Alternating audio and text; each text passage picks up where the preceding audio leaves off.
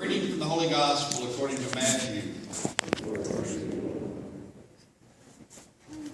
When Jesus heard that John had been arrested, he withdrew to Galilee. He left Nazareth and went to live in Capernaum by the sea, in the region of Zebulun and Naphtali, that what he had been said through Isaiah the prophet might be fulfilled. Land of Zebulun and land of Naphtali, the way of the sea, beyond the Jordan, Galilee of the Gentiles. The people who sit in darkness have seen a great light. On those dwelling in the land overshadowed by death, light has arisen. From that time on, Jesus began to preach and say, "Repent, for the kingdom of heaven is at hand." As he was walking by the Sea of Galilee, he saw two brothers, Simon, who is called Peter, and his brother Andrew, casting a net into the sea. They were fishermen. He said to them, "Come after me, and I will make you fishers of men." At once they left their nets and followed him. He walked along from there and saw two other brothers, James the son of Zebedee, and his brother John. They were in a boat with their father Zebedee, mending their nets.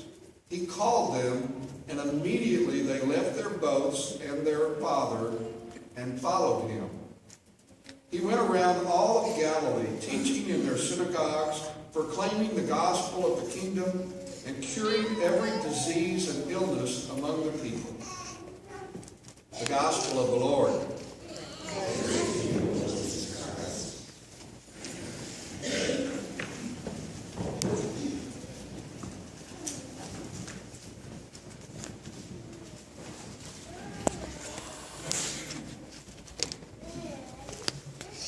Life and onward. One of the things that really shocked me when I went here in the United States is some laws here that does not make sense.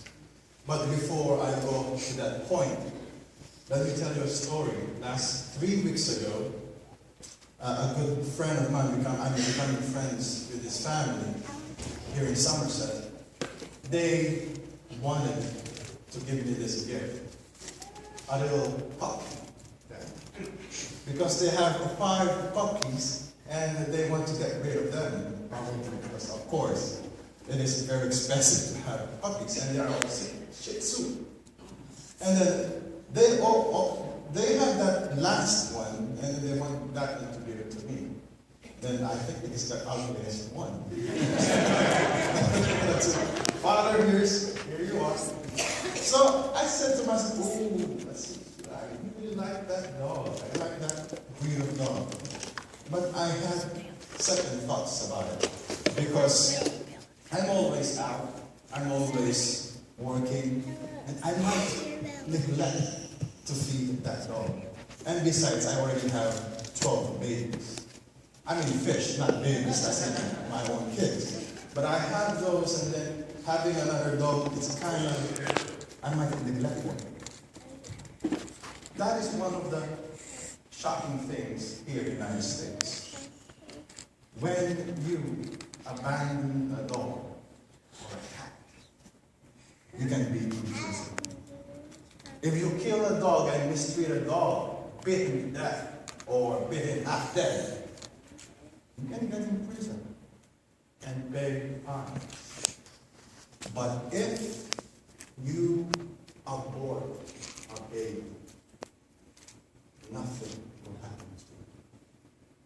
Our government today is basically helping women to abort babies.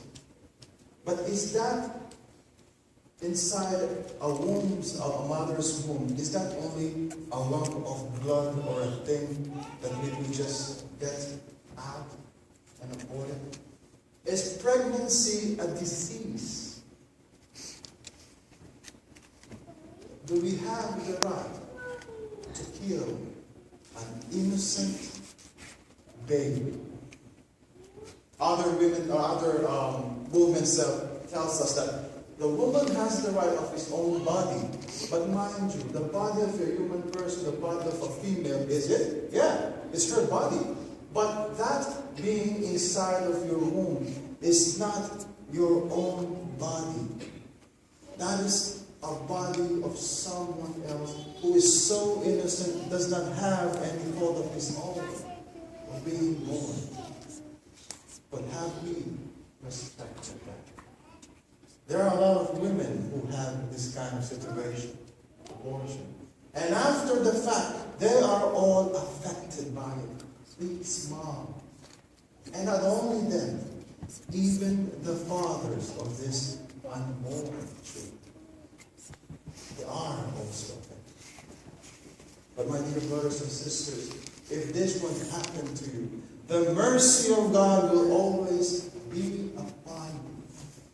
God's mercy is so profound that it can envelop us into another womb and say to us, you are forgiven.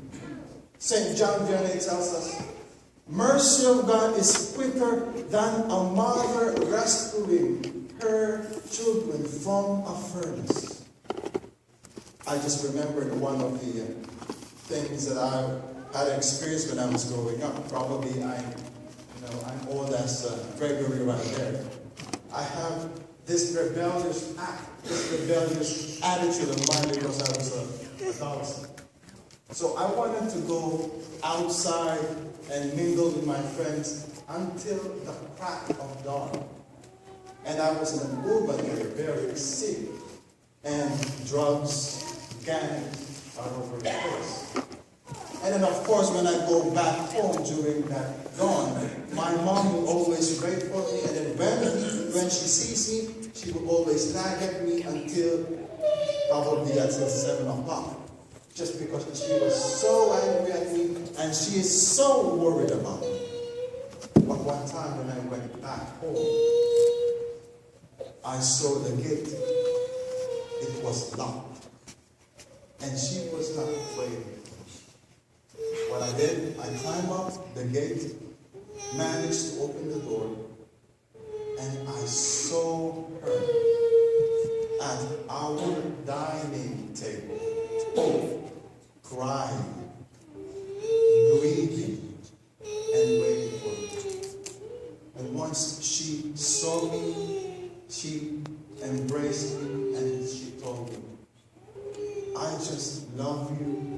I don't want something to happen to you because I care for you. And then she told me, there is an omelet ready for you. My dear brothers and sisters, mercy, forgiveness is always there because of love. And the love that we have from God is better than a mother's love.